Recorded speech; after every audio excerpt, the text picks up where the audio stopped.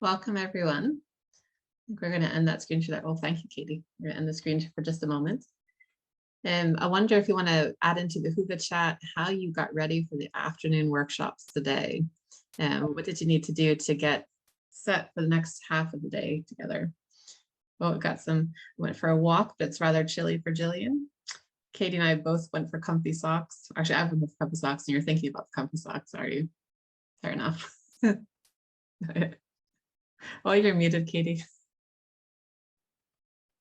I just think I wish I'd thought of the comfy socks. That would have been a really good way of getting ready. Yeah, definitely needed that. And I made some more coffee because I don't know about you, but I need more coffee at this time of day to keep going. Absolutely.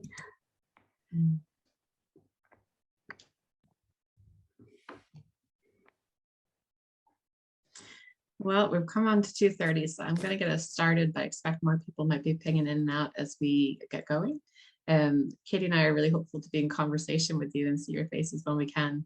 Occasionally, we'll share a photo or two just so you can see what we're talking about. But for the most part, we'd like to see your faces whenever it's possible. My name is Michelle Brown. I'm a Gaudi player in Edinburgh at Portobello and Joppa Parish Church. I'm excited to share the workshop today with my friend Katie. Katie McGlue and I have been fellow storytellers together in the Edinburgh Circle for years now, so it's a blessing to get to work with you today. She shares Gaudi play at St. Ninian's Church in Copley Bank and also at Greenside Parish Church. So thank you all for joining Katie and I today on this workshop about intergenerational Gaudi play. We're hoping for it to be a bit of a conversation with you all. So we'll start by sharing some of our experiences and then perhaps take some questions and wonder together at the end as we discuss the possibilities and the challenges that this variation on Gaudi play could bring. Now, while Katie and I are sharing our stories, please stay muted just so that the audio is clear, though we invite you to chat in your wonderings into the Whova app. And at the end of our talks, when we invite you to wonder with us, please feel free to unmute and chat into the conversation as well. Or you can wonder through the Whova app too. At that point, you may also want to switch to gallery view just to see everyone speaking. And for optimal internet connection, you might want to close any other apps that might be running on your device. That kind of slows down everything. So if you close all the apps, then Zoom works a bit better, we found. So I think that's all the getting ready things. Best thing now is to begin. So first, a wee disclaimer.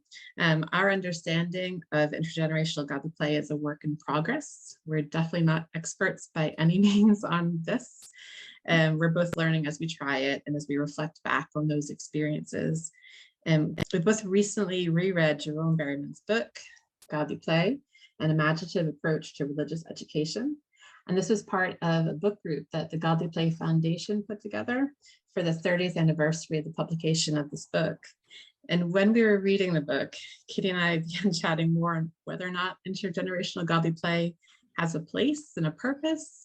We felt a bit convicted by the reminder to not over-adult the Gaudi play space, which is something Jerome talks about.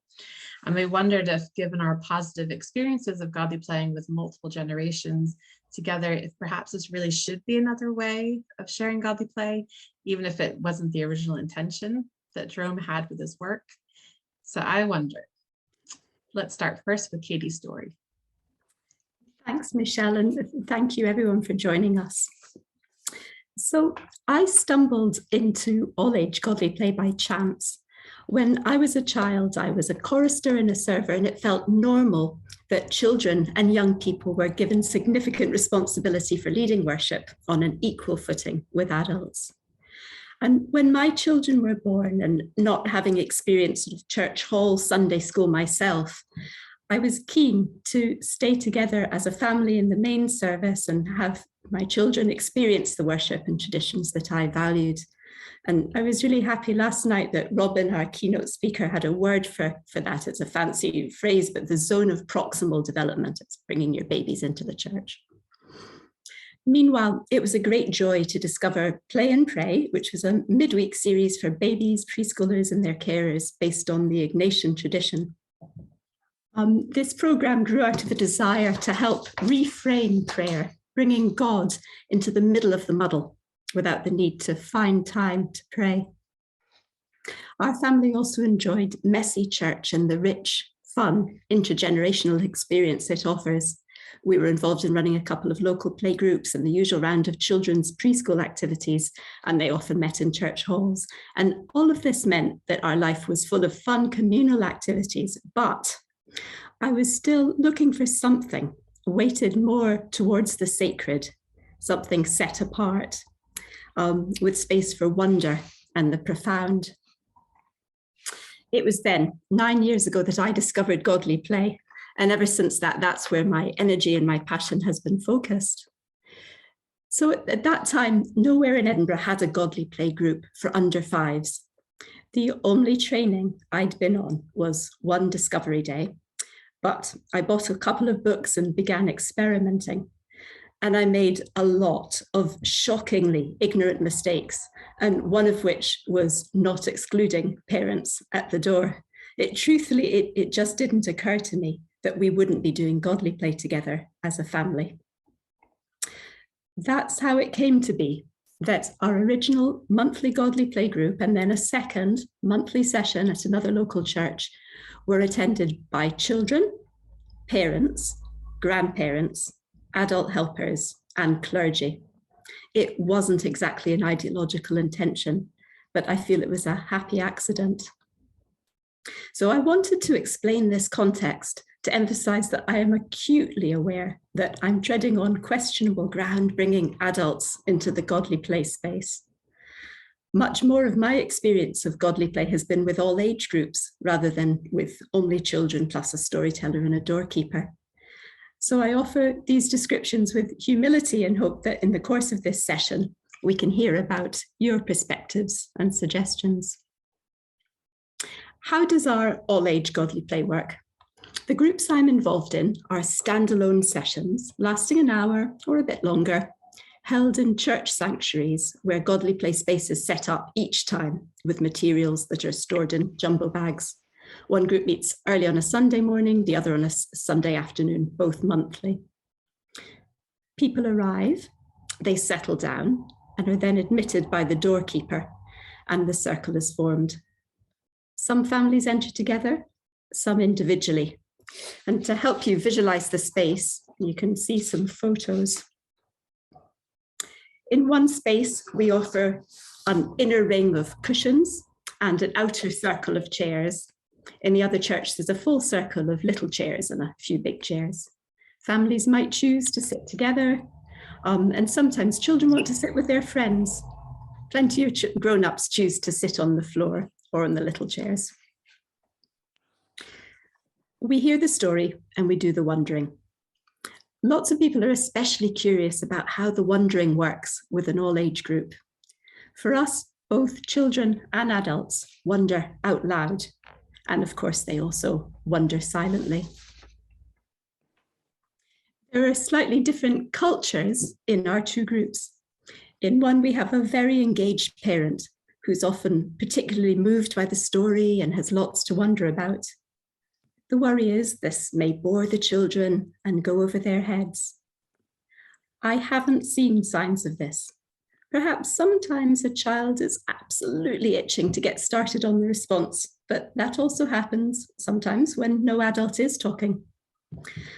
I wonder if it's a great gift to the children to see the wondering taken so seriously and to know that we're all here together, going deeply into the same story. In our other group, I'd suggest that although both adults and children respond out loud, I'd say the adults do tend to hold back a little. Sometimes in response time, a grown-up will come to the storyteller and do some more wondering that's just bursting to come out. And I think that's okay. I've done that myself. I'm not too worried about how or when the wondering happens, as long as we're offering a circle in which it can begin. The response time is relatively straightforward. Sometimes parents do an activity alongside their children.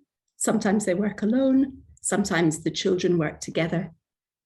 There is something very powerful for everyone when the clergy positively model response work, concentrating hard and taking it seriously. Sometimes a couple of adults get chatting. I don't worry too much about that. Perhaps they're having an important conversation. If the general atmosphere is of focused work, everyone responds to the mood and things don't get too blethery. I was in Susie Steele's workshop this morning, Michelle was too, I think perhaps some of you were, about trauma-informed godly play, and she discussed the importance about making response materials safe options for people. And she was saying some children might find that too much open-ended choice is overwhelming and they might need a bit of help. And I just suggest that that's really, we found that's true of adults too. They might not feel comfortable playing with seashells or, grabbing some crayons. So in our spaces, we always have books, adult text-heavy books, and also, very clearly adult picture books, pictures of nature or art, so that really anyone, most people, if they're not comfortable responding by playing, are comfortable picking a book and sitting and reading that. So after the response, in one group, we have a conventional godly play feast, and in another, we move to the church hall for coffee and juice and rolls, more like refreshments after a church service. And that's just for legacy and logistical reasons. And I'm relaxed. It provides a good experience of fellowship, which is the purpose of the godly play feast.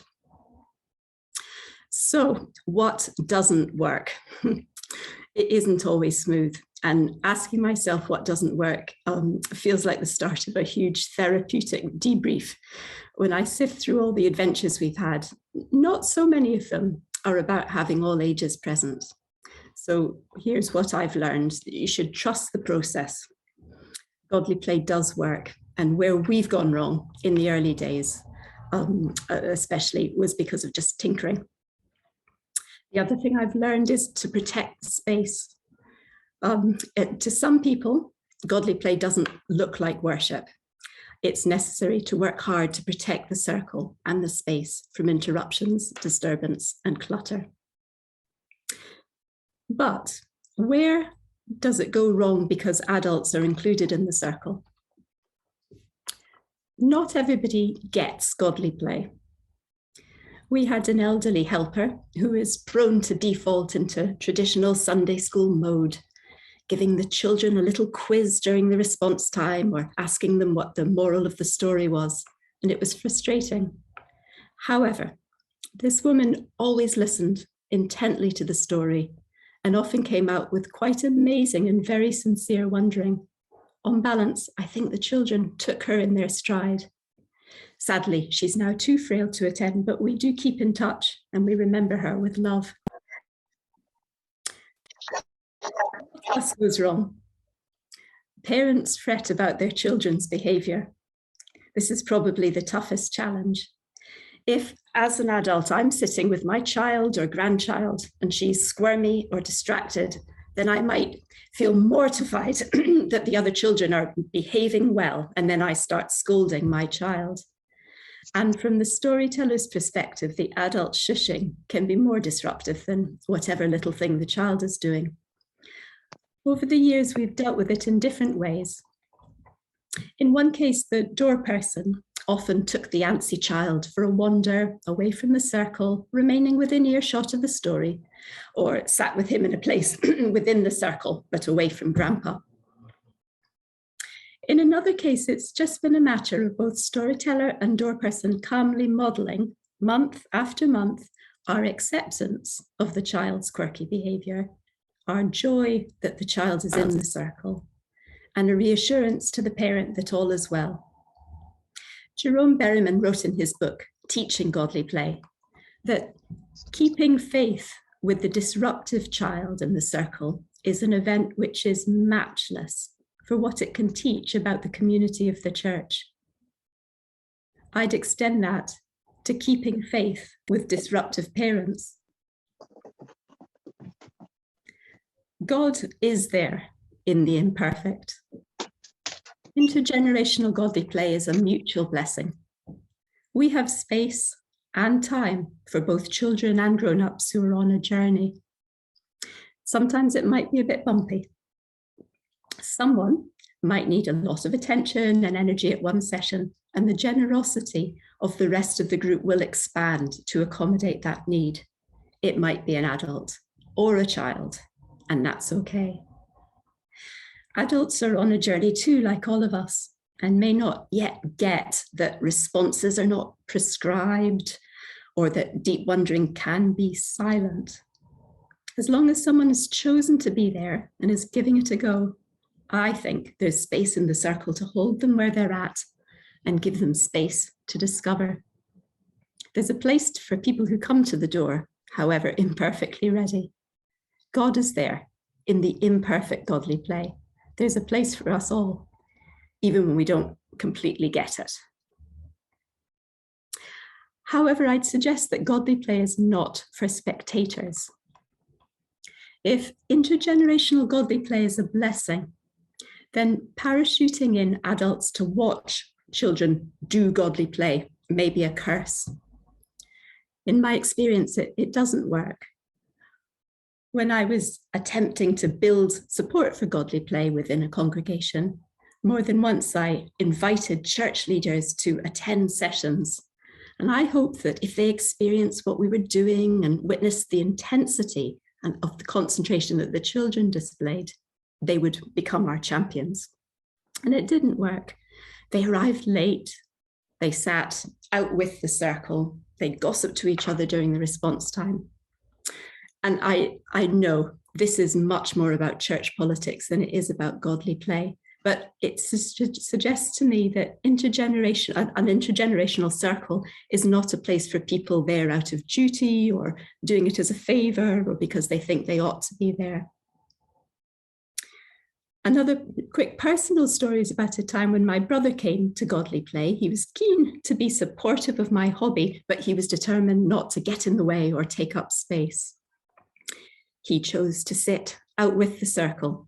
And when he was given his tiny juice and biscuit at feast time, I noticed he ate them without waiting for the group to be ready. And he's not a disrespectful person, but because he was outside the circle, he wasn't close enough to sense the mood, sense the waiting and watching the napkins and the food being carefully distributed by the children on the wobbly trays. So it really didn't matter. It didn't matter, but it made me think that godly play seems to work less well for the semi-detached. If you're not near the circle, you're not picking up what the circle has to offer. But it also made me wonder about how it's possible to do godly play in the margins. If you're someone who needs to be at the edge, can we trust that you'll receive enough of God's presence? Jerome Berryman is indeed prescriptive about what works in godly play, but sometimes this was Robin's phrase last night in her speech, we want to thin the threshold. How can we do that for people at the margins? So if you want to give novice or even skeptical or disengaged adults an experience of godly play, that's great, but perhaps avoid inviting them to an existing circle and instead just offer a dedicated session. Reflecting on all this is a reminder of how much we ask of children and all godly play participants when we check with them if they're ready and we welcome them across the threshold. We may take it for granted, but it's a profound honor when the invitation is accepted. Michelle, your circle didn't start off intergenerational, did it? Tell me what changed. Yes, that's right. I've been sharing godly play at my church now for 11 years. And our circle pre-COVID was our Sunday Stars group, ages 3 to 11 all together. I also shared godly play occasionally with our youth group, ages 12 to 18. However, it wasn't always traditional godly play with 2 adults present. It was the storyteller and door person, and we didn't mix these age groups together. So we had our younger group and we had our teenage group. And my first experience of a full godly play session with many generations taking part together was actually when I was invited to Katie's group as a guest storyteller. I shared Jesus in Jerusalem in a circle with a 9-month-old all the way to a 90-year-old present. And there were about 20 people of various generations. I didn't know what to expect. And if I'm honest, I was a bit skeptical that it could actually work. And then we were all in the story together. The wondering was such a joy. a really full discussion with insights from children and the adults sitting next to each other as equals. The way this established intergenerational circle mutually blessed each other was quite evident to me even as a visitor on this day, and I was hooked. The response time was very full as I silently sat in the space with everyone engaged either individually or in small groups in their work. There was so much fellowship in the feast that we shared. And after that experience, I really wondered if there was more to this way of sharing godly play than I could have imagined. And then the pandemic hit, and I unexpectedly found our circle becoming intergenerational too, simply because our circle spread out into everyone's homes through Zoom godly play every Sunday.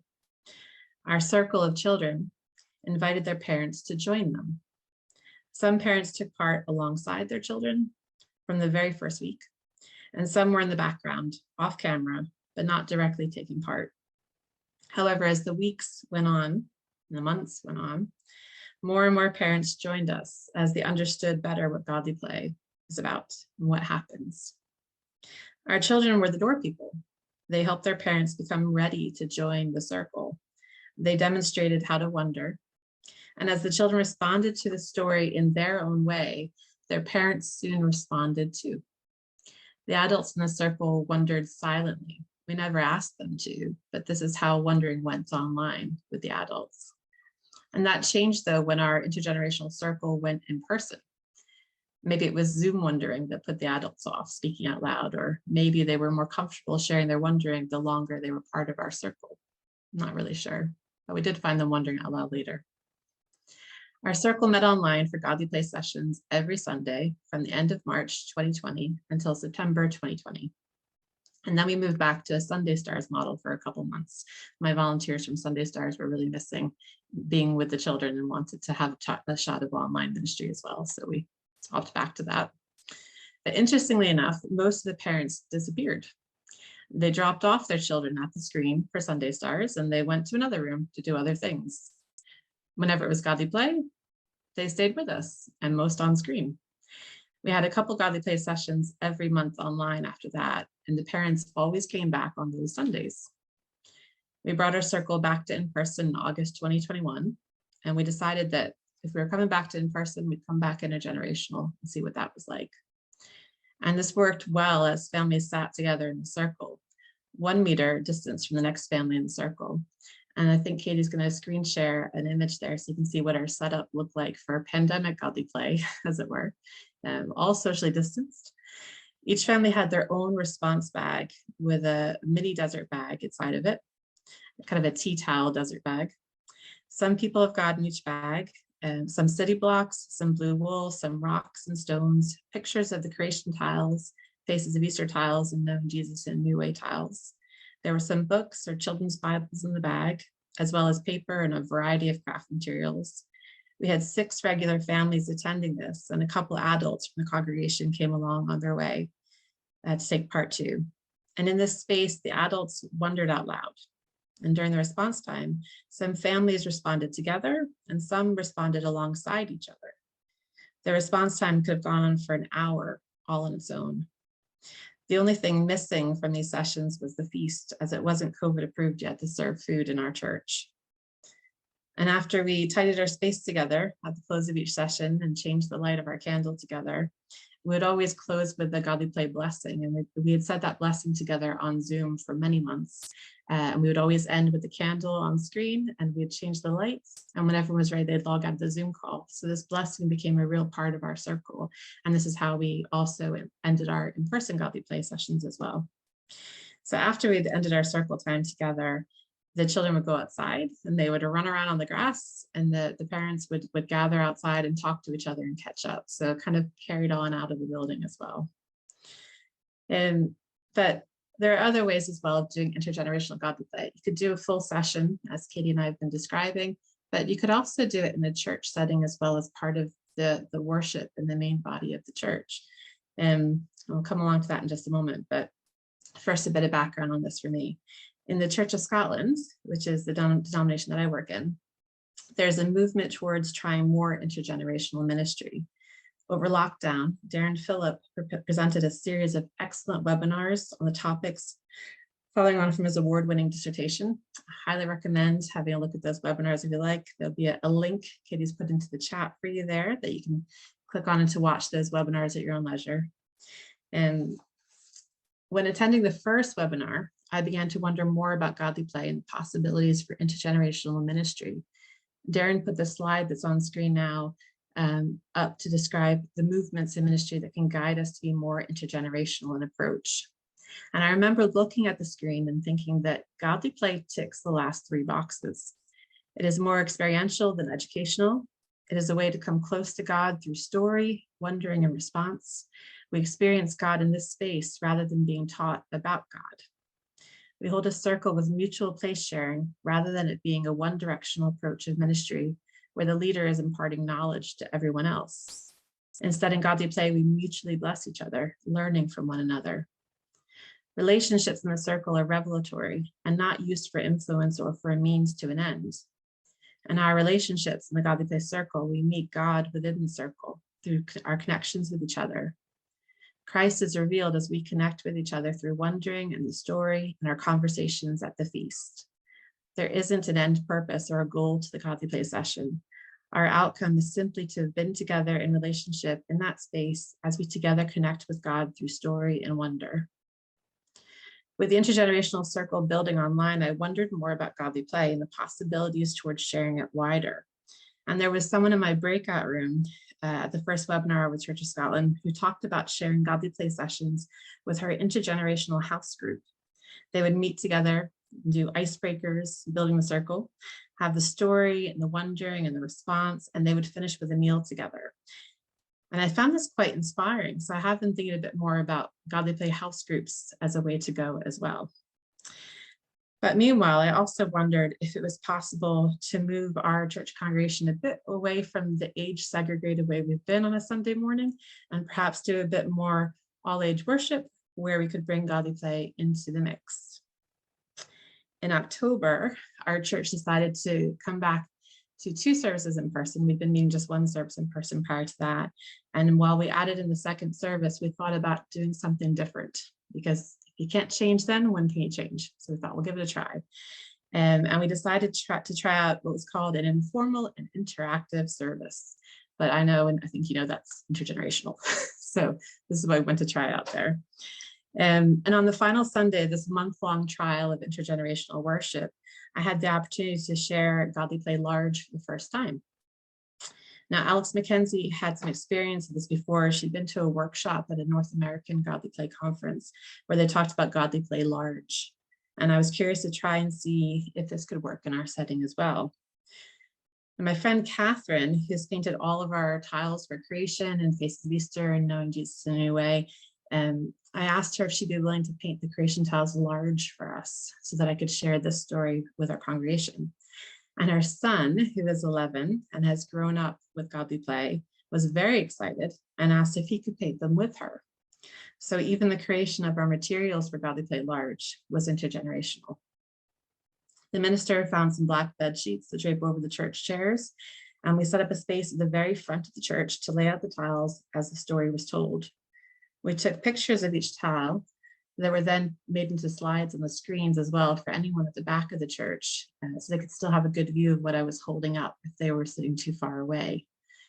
I began wondering about the biggest gift everyone had received, and the children led the way with the wondering about this out loud, leading the whole congregation and thinking about what is the biggest gift they'd ever received. And then we were in the story. Now, later on reflection on how the service went, I was told by someone that you could have heard a pin drop, that with the 69 people who were present that day of various generations in the room, from a 2-month-old to a 90-year-old, it was silent throughout the story. And when we got to the wondering questions, I said 2 of the questions for the congregation, and the questions were on the screen as well. And then I asked everyone to turn to the household group or person sitting in the front row behind them or next to them or to someone nearby, and to turn to them and to wonder with them. And there was a loud buzz of congregation or a loud buzz of conversation within the congregation at this point. This was new for our church. We never actually talked to each other in worship, it seems. So we tried it out on this Sunday and it actually worked.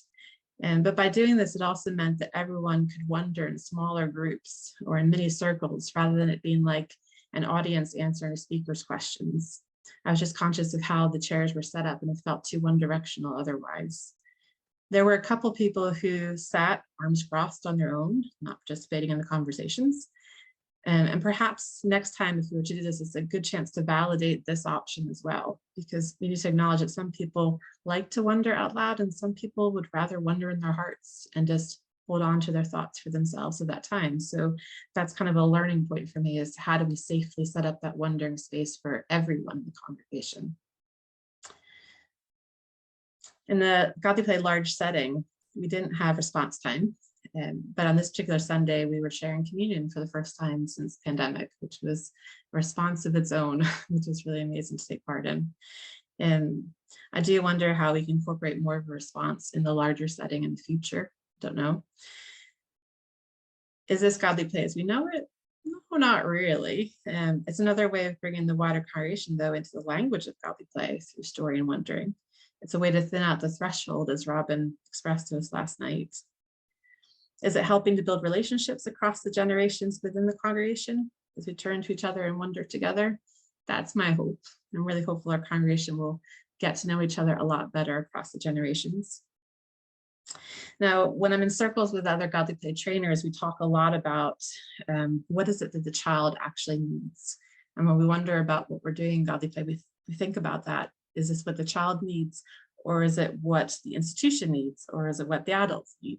Which is a really challenging question to think through, especially when we think through if over-adulting the space is a good idea or not. But I think the children and everyone in the church needs connection and relationship across the generations as we connect with God together in worship. So I consider a Godly Play session to be worship, and I wonder if expanding it further than only for children on their own could enhance relationship and connections across the whole church. Now, research from the Fuller Youth Institute and in the States suggests that teens who have strong relationships with at least 5 adults in their congregation will have a faith that sticks. They call it sticky faith. So perhaps working on sharing Godly Play in intergenerational settings is furthering this aim of nurturing and supporting children to stick with their faith through to adulthood. If they develop a strong church relationship in childhood, then those relationships will be strengthened as teenagers, and such relationships will support a sticky faith connection. So surely faith that sticks is something we all need, and I think it's worth trying, but I wonder what you think. This is a bit of our stories, a bit of a speed through of our stories. And we'd love to discuss this together as we workshop with each other what intergenerational Godly Play looks like. And also to say that in the slideshow that is attached in Hoover, there's more pictures about Godly Play Large as well. So if you want to see what that looks like in other churches besides mine, there's a couple slides that Alex has shared from when she's done Godly Play Large, and also from a workshop she attended at a North American conference. So you can see other ways that's been done. Anyhow, please feel free to unmute and switch to gallery view, and we'd love to spend a bit of time together just chatting and asking questions and talking more about what you're thinking.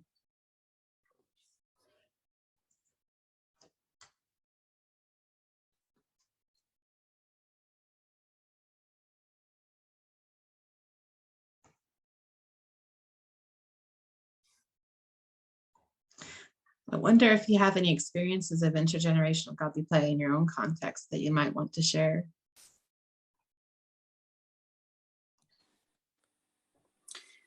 I don't, but I desperately want to do what you've just described, Michelle, in terms of kind of more worship stuff. And I did have a question for you, but it's gone out of my head. So if I can ask Katie, or maybe both of you, do you think it's best to start a circle with children and then add in, or did you just go straight into generational? And do you think there's a pro and con there? Does that make sense? That makes sense. I wonder, Katie, do you want to go first on that one? Yeah, so we absolutely started. It was with preschoolers, and we just started with everybody. Yeah, yeah, it was all they'd known. So the very first time those family groups were welcome to a circle, they all experienced it for the first time. Yeah, but you know, your question makes me think, because children teach adults, and so just as Michelle found her godly play literate children were able to bring their families once they were all in the same room at Zoom and model how to do it. And yeah. There's been some talk about if you haven't had godly play yet in your space, and so you don't have children who are used to it, then it may be worth having a separate circle with children, a separate circle with the adults, to kind of get everyone through the understand the process of it, but also help the adults to see how, when you come into the circle, the wondering is open, and so kind of protect that safe space for the wondering, that might help them when you bring the ages together if they haven't experienced it on their own. So, but Katie fell into it and it worked. So I don't know. It's a good question. Yeah, it's one of the things I've been trying to play with in my head as to the best approach, because I have done a little bit with some children attached to the congregation. I have done a little bit with some adults attached to the congregation, but it was all pre-COVID, and So the other question that came to me as you were talking was, I've tried to, in worship, so I'm actually a minister who's done godly play, so my main thing is worship as opposed to godly play. And in our worship since lockdown, I've tried to include a space for silent wondering after sermon time, to try and get that sense of reflecting and wondering in. And there's a couple of times basically where I wanted to take it was so that you could do that thing between one another that you described, Michelle. And one of the things that stopped me is because we're all wearing face coverings.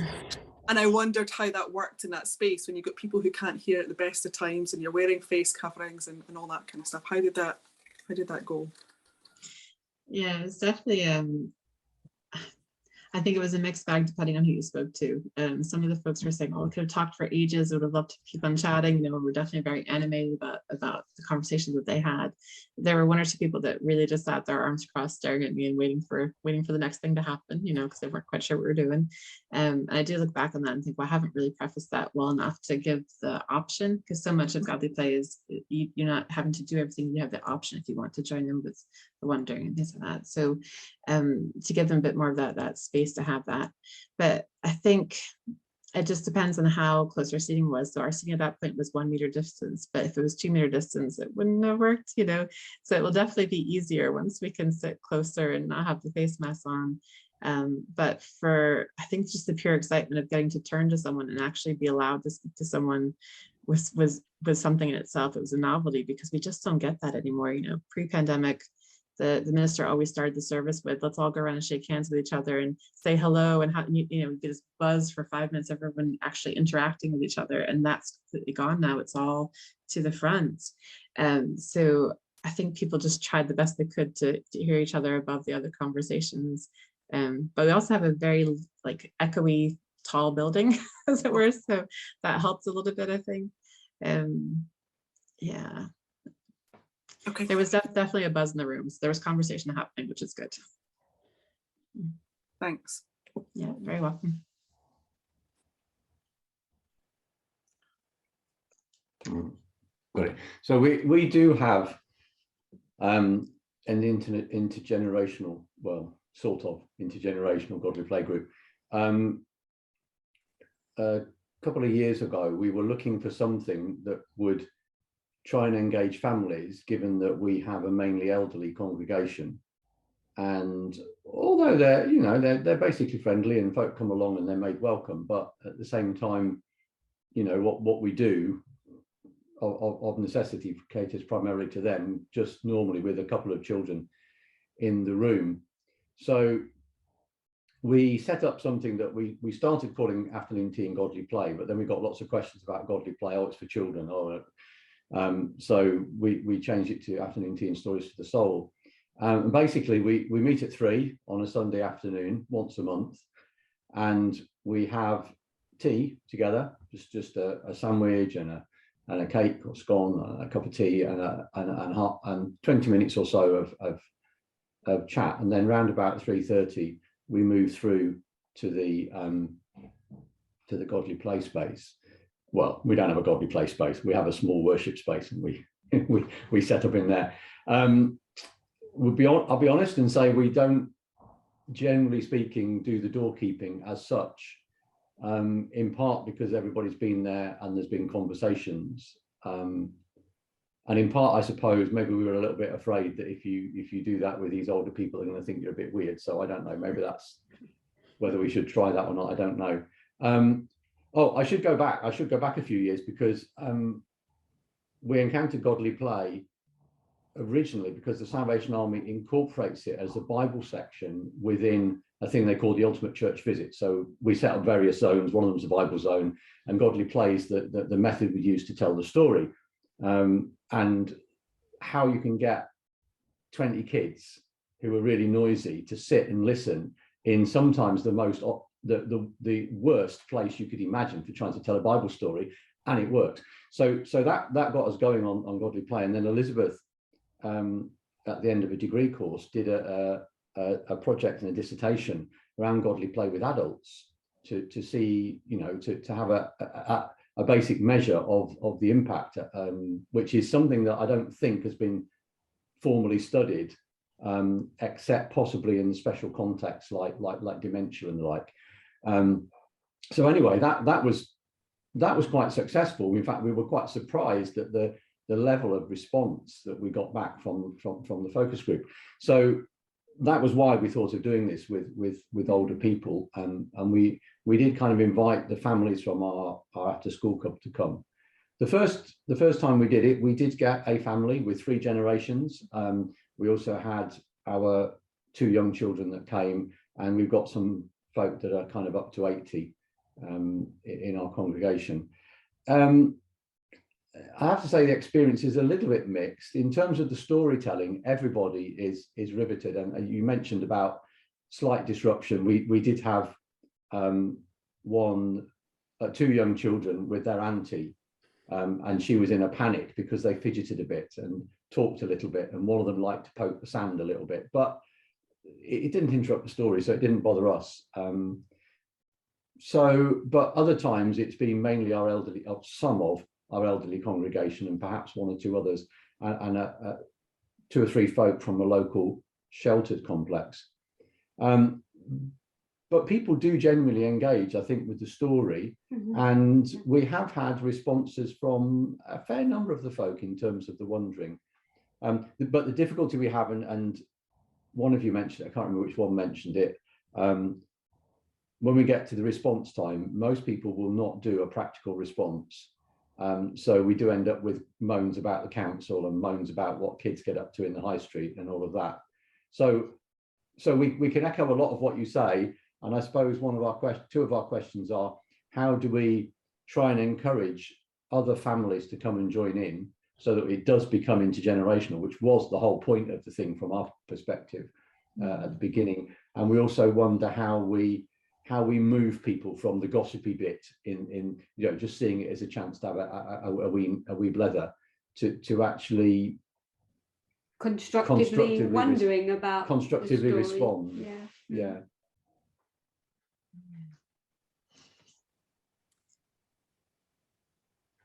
And before we talk about the answer, I just want you, Stephen, you sound a little bit equivocal about your experiences, but I just wanted to let everybody else know. I'm not sure if Michelle has been, but I've been to your circle, and it's a beautiful sacred space, and it is intergenerational. It's just the warmest hospitality and lovely folk, and so I just really want to reflect that what you're doing is really precious, and you shouldn't be discouraged. And yeah, encouraging people to respond in different ways. That is a hugely interesting question, but you should be really proud of what you've done, because it's a very, very special Sunday afternoon offering. Michelle, what do you think about the response? I wonder if it's worth having a look around the space to think about what other options might be for response materials in that space, or widening that out a bit. I'm not quite sure what that might look like. Maybe it's a bit like earlier Susie was talking about having like almost like coloring books that you could just sit in and like almost like there's a Psalms coloring book, things like that. We just have things that people can do if they want to keep wondering, but they need that space to do that. If there's I'm not sure, just trying to widen out the response materials might be an option. Yeah.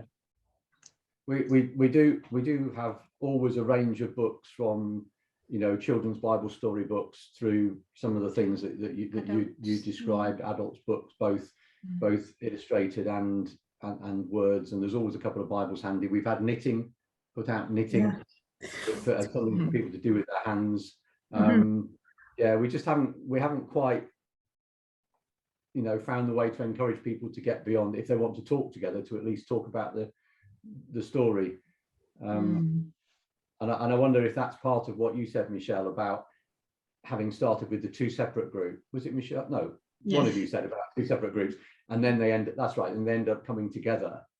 I don't know. Yeah, it's, as you say, it's a journey. Yeah, I don't want to, you know, provide solutions for you, but I'm just thinking about what I've seen of your setting, and I think part of the problem is everybody's in their seat and nobody wants to move. You don't, do you? You're kind of set. You almost need something wild, like everybody has to get up, you know, like at a wedding when they clear the after the banquet, they say you all have to get up and then we're going to clear for the dance floor. So everybody needs to stand up, and then you can put the chairs at a slightly different semicircle, and just the process of having to choose somewhere new to sit and something to go with it. Maybe that would break up that irresistible, I'm next to my pal and I've got my other pal here, and you know, why really would you get up and find something new to do when you've got your friend there and your friend there and you're very comfy and you know you're 85 or whatever. Okay, thank you. That's it's an idea. We'll we'll go that way and see what we can do. Yeah, I was just thinking that for me as an adult, when I first started coming into Godly Play, I was always struggling with what to do with response time, you know, because I'm not very artistic in general. And I'd be the person who would go for the stack of books because I can safely look at a book and I can work through that sort of thing. And maybe it's having a couple people within the circle who have experience with Godly Play, whether they're fellow storytellers or just folks that you know, who could almost model that. So, you know, almost the way that Katie was saying that she and the door person would model how to welcome in the child and support the child, so that the grandfather would feel more comfortable with any mild movement the child would be making, sort of thing. Maybe it's the same with response, where we have to, as adults that are in that space as well, who are taking part in the circle, model the options that are there by doing them. And then the more people see, maybe then they'll feel more comfortable to go and try these response materials too. I don't know if that would help. Yeah, I mean, we have had most times we've had the sessions, we have had some of the adults going, some of the regular adults going and doing something practical. So yeah, but I guess it takes time. How many have we had? 6, 7 altogether? So and it's once a month. So well, 6 pre-pandemic, and then the 4. 10. Oh, right, we've had 10. More than I thought. Okay, thank you. You're welcome. I suppose I think Katie also mentioned that sometimes the conversations that people are having are ones that they maybe need to have at that time. So maybe some of the meandering conversations that go off the story are part of the process of that day for them to work through what's happening outside of the time in the circle.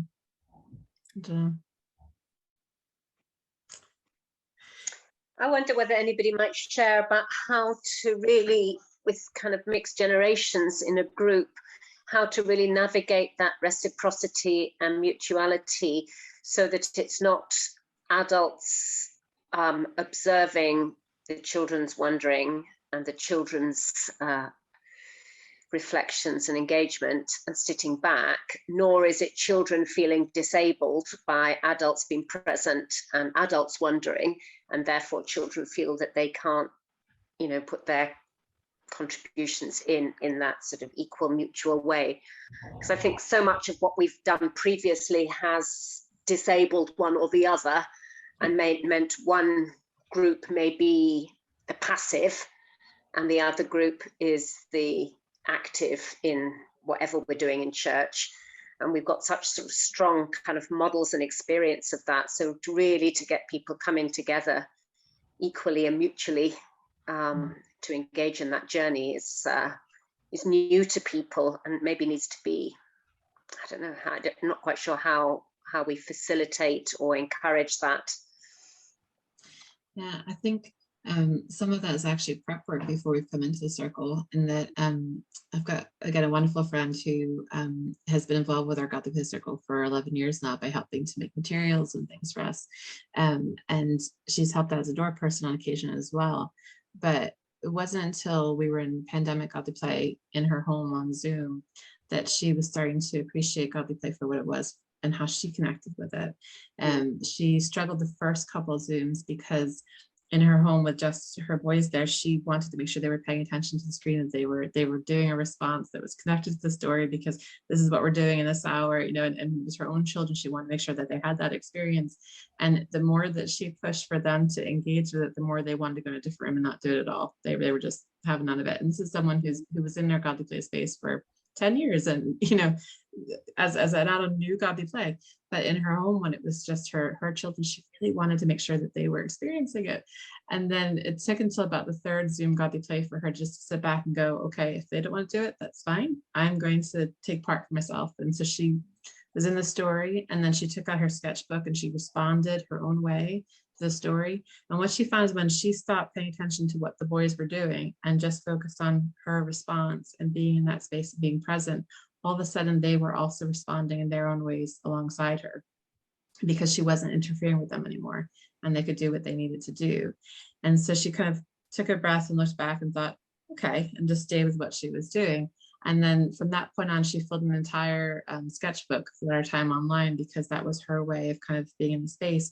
But once she started focusing on what she needed to do and being in her space to respond, the boys flourished, because they were no longer being interfered with by their mom, who was looking over their shoulder to see what they were doing.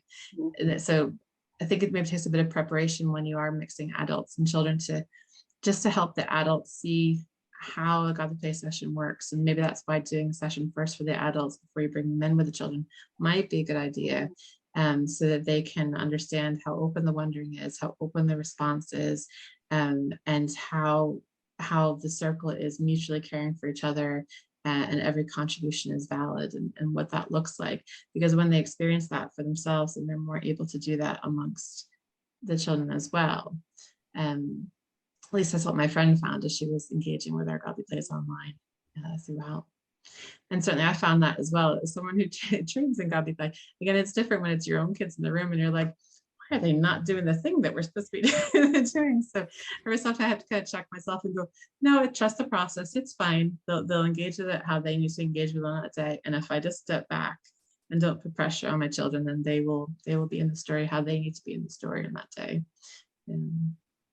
Yeah, which, to be fair, is similar with how we are in church. You know, if I'm too anxious about the smallest noise or the thing that's going to make someone look at us funny in the congregation, you know, then my children seem to get louder and move more and to do more wrestling about with everything else.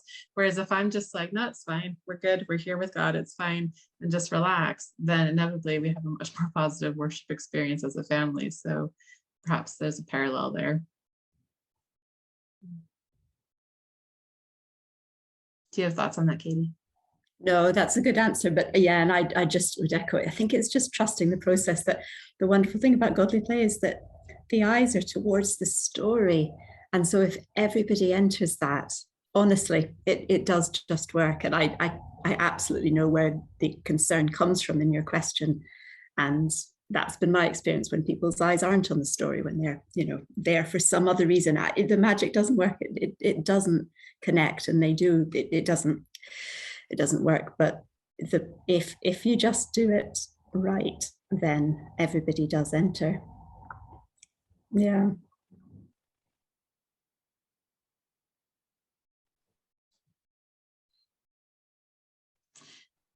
So I wonder, from the stories you've heard so far today, from us, from Stephen and Elizabeth as well, I wonder what parts of this way of sharing Godly Play are are ringing bells for you? What are you interested in? What do you think might work in your context?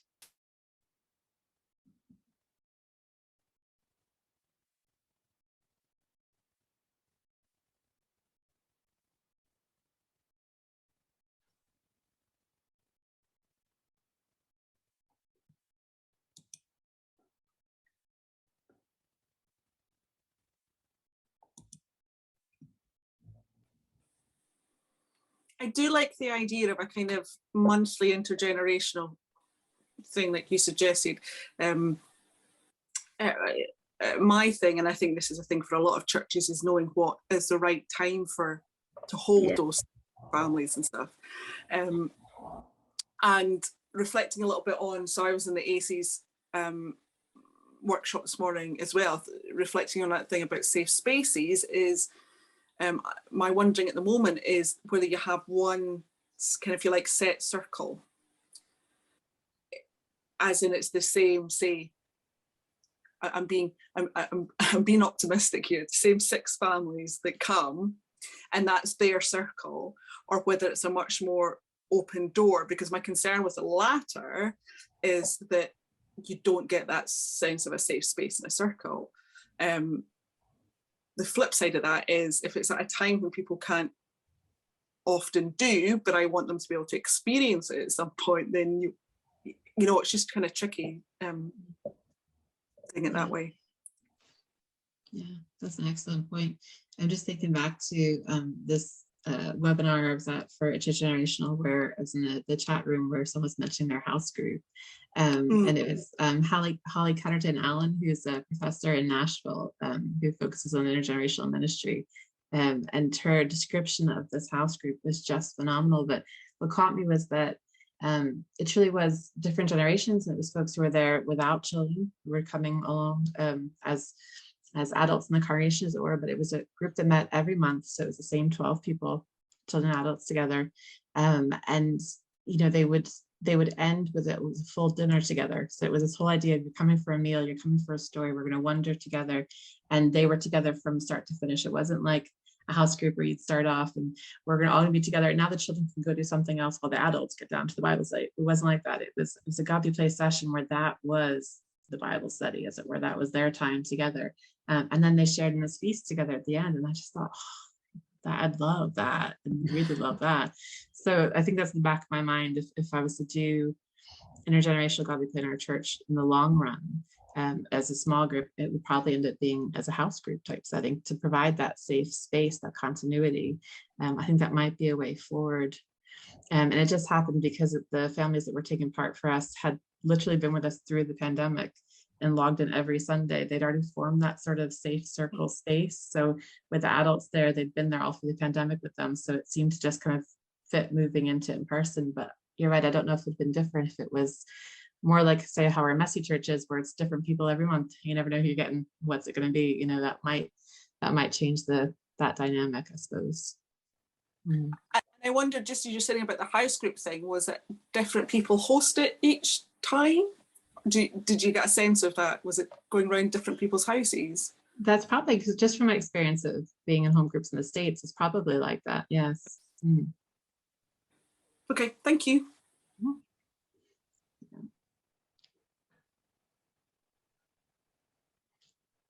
So I suppose on the flip side of that question is, I wonder if there's anything you've heard so far in the workshop that bumps you, that you're not so sure about, and you're thinking, oh no, I agree with Jerome, stick with 2 adults only, please. Is there anything that's making you anxious about the idea of intergenerational godly play? Yeah, I'm really curious to know if that's anyone's response. Be legitimate.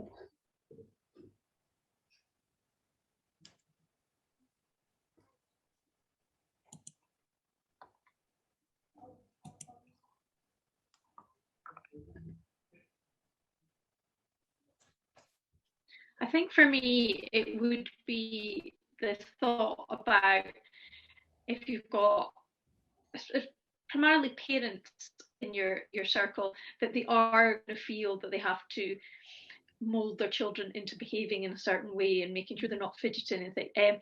Thinking just we have a parent that comes along to some of our godly play circles, and sometimes She'll stay, sometimes she'll leave her boys and go away, and she'll always say, now, have they been good or have they behaved? And my concern would be that she would spend that time, rather than getting immersed in the experience, getting immersed in the story, being able to take part in the wandering, that she would spend all that time worrying about what the boys were doing. And yeah, they get a bit restless, but we're used to that. When they're a bit restless, we find ways to bring them back into the story, and we just accept them as they are. And it would be that she wouldn't be able to enjoy the experience because she's constantly feeling, what are they doing? Mhm. Yeah, that's a legitimate concern. It really is. Yeah. Absolutely. And no easy answers, apart from just takes months and years. Oh, lovely dog. Months and years of just being all right and not looking concerned. Yeah. My thought in that one, Gillian, is you do a parent swap. You have two circles at one time, and like you can't go in the same circle as your Go with someone else's kids. Clever. Mhm. Yeah, because I think for me, well, I work, well, it's primarily teenagers that I work with, but the teenagers that I work with are really disruptive. And I'm completely used to doing things with people who have their own way of doing it and want to do things their own way. So it doesn't bother me that the boys are doing something, are fidgeting, or there's a little commentary coming on, going on behind the story. But it's how, yeah, it's that way. I wonder if that would work, Fiona, is having the parents in a separate circle. Mhm. Yeah. It sounds like a wonderful gift you're giving these children who are the teenagers and a bit disruptive. That's great. And there's so much baggage for some generations about coming to church, and just the very business of bringing your children as an act of compliance and piety and, you know, respectability, and that is really heavy burden. So yeah, it's a lot to plow through to get to what you're describing, which is just relating to these kids as they are, really accepting them. I think it's an interesting point though about young people, about teenagers, because actually for them the safe space is having an adult-free space, or like a one or two leaders there to actually be able to air the concerns they have and the wonderings that they have. So I wonder if there's something about having a circle that is for teenagers, and then you also have a circle that is intergenerational they're welcome to come to, but they come to that on their choice if they want to be there. But if they feel that they need space away from parents and other adults to wonder about these stories, then maybe holding that other space for the teenagers is also important too. And just from my own experience with our youth group, where they're not ones to speak out loud if they're not ready to, and they need to know that they've got safe adults to speak to before they're willing to air what they're thinking. And so that may be the only sort of bump in the intergenerational, is how do we provide that for our young people as well. That's interesting, because I was just sort of thinking, could we do it with sort of, you know, late sort of childhood, sort of 10, 11-year-olds up through the teenagers with parents. And so it's an interest, well, maybe the teenagers won't respond. I don't know. It's a thought. Yeah. I suppose it's worth trying in your context and see how your circle responds to it, and then go from there. Don't know. Yeah, I guess at the end of the day, that's, I mean, my context at the moment is it's families gathering with the teenagers to have a meal and then discuss whatever topics come up with the teenagers. But, you know, I was thinking, well, we could put godly play into it, but yeah, as you say, the context needs to be tried, I think. But interesting that you already have a model set up for that, where you're gathering together and there's food and you're discussing things already. That might, godly play may feed really well into that, because you've already established that group getting together. So that's interesting. So the other question we had is, I wonder where we go from here. So what are the big things you're wondering? What do you think you might want to try? What's next?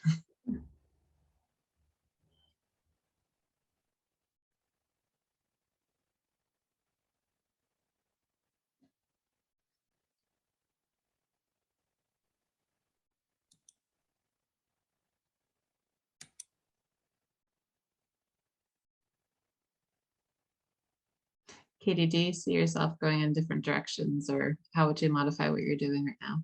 Well, it was Gillian and Shona's questions got me thinking, because the oldest child in our two groups is my daughter, who's 13, and she turned into a teenager over lockdown when we've been meeting on Zoom but not in person. So will this work for teenagers and all the teenagers who are coming up behind? That's a really great question. I think, I don't know. I think because the circles they're established and it's a community that's already existed and the children have come up in it, it might sustain. But that's opened up that possibility. I don't really know how to be a parent to a teenager or a storyteller to a teenager, so that's new. Mm-hmm. Yeah.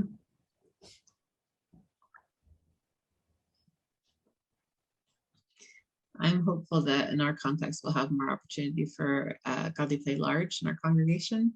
My friend who painted our creation tiles said to me, so if you're wanting the faces of Easter large, I better start now, because it will take me that long to get them painted. So that's hopefully the next story we'll share large in the congregation, which would be very exciting to do.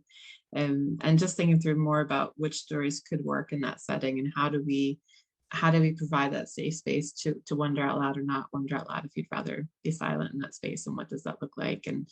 And also helping our congregation to see how the experience of wondering together and unpacking the story together can have as much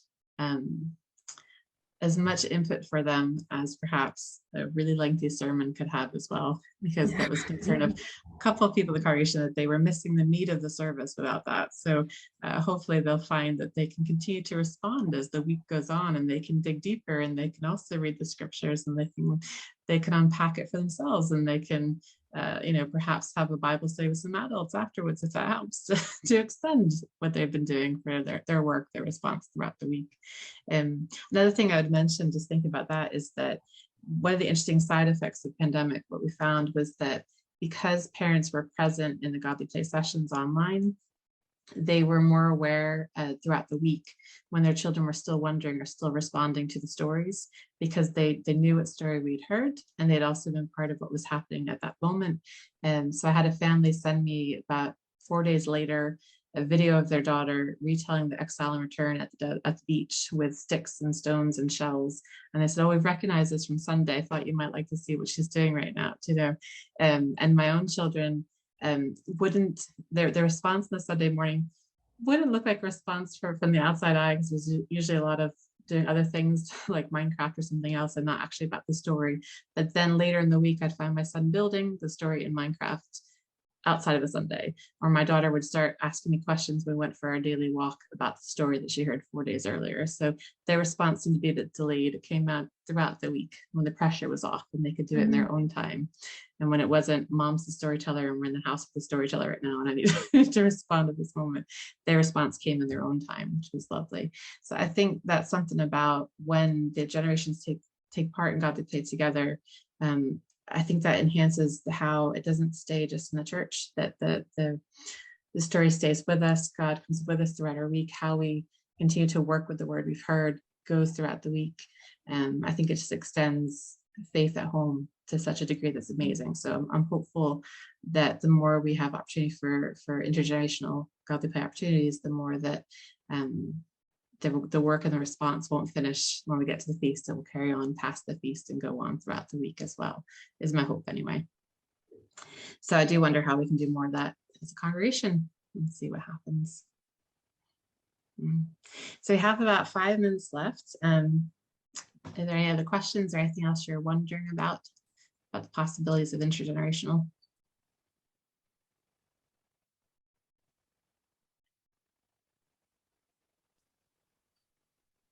This has been really helpful. Thank you so much. I think one of the things that's come to my head that I'm going to definitely do different than what I'm thinking is my next Kirk session. I'm going to start with the story and what you say and make them all do it, essentially, whether they want to or not.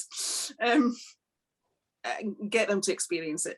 But I think what you said, Michelle, just there is really important, is that if we are going to, basically we're wrestling around does everybody stay in the sanctuary all Sunday, or do we age segregate? I desperately don't want to age segregate. Some people want to. And for me, if we do age segregate, I want the story to be the same in all spaces, to allow that through the week, wondering, discussion, etc. Because I do think it makes a difference in terms of building relationships, faith, etc. So yeah, thank you. That's, if anyone says anything, I'm going to use that kind of example, if that's okay, kind of anonymized. That's fine. It's absolutely fine.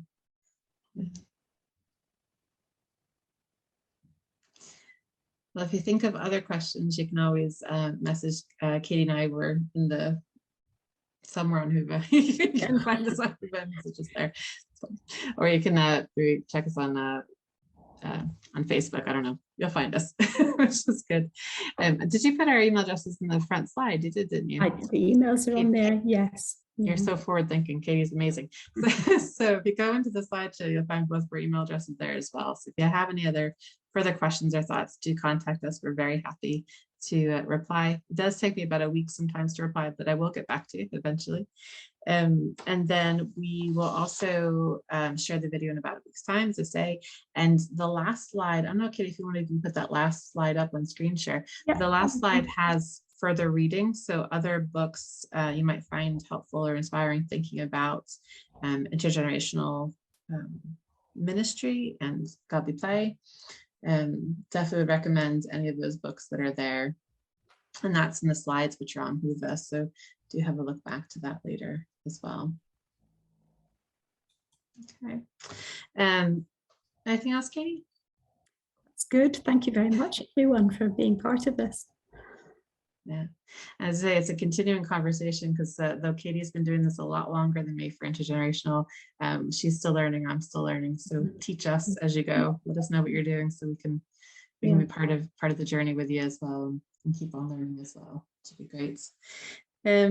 Okay, well, I'm gonna say goodbye.